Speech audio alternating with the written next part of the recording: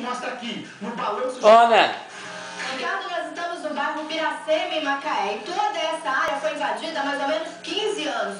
Por falta de estrutura, os moradores pedem aí a legalização do bairro. O seu Abreu mora aqui há 2 anos, e o que o senhor está pedindo, seu Abreu? Qual que é a principal necessidade?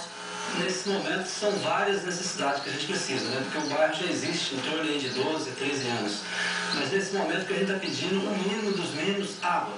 Né? A água, rede de esgoto, porque não tem água que não tem qualidade, não tem condições de ser usada, de ser consumida. A gente tem que estar comprando água dos caminhões, em torno de R$30 1.000 litros de água. A gente queria saber também o que está impedindo para legalizar o bairro e para trazer benefícios para os moradores. O esgoto, quando não corre pelas ruas, transborda nas caixas de fossa.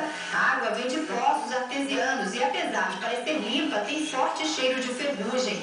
Só dá para usar na limpeza da casa. As caixas d'água comunitárias abastecidas pelo município, segundo os moradores, não são suficientes para atender a comunidade. A quantidade de população que se tem para se colocar 5 caixas que tem aqui na área, não dá. Sem a menor estrutura, as ruas também são precárias. A gente que é dono dos comércios pequenos aqui, quando chocar, todo mundo praticado, parado, que é lama, quando não é lama é poeira.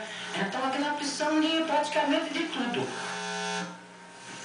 Meio-dia 19, em nota, a assessoria de imprensa da Prefeitura de Macaé informou que uma equipe da empresa municipal de saneamento vai até o local com um caminhão limpa-fossa ainda essa semana para resolver o problema do esgoto.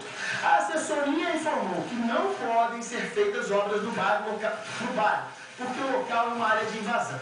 A Prefeitura solicitou ao Ministério Público a abertura de processo para a legalização do bairro.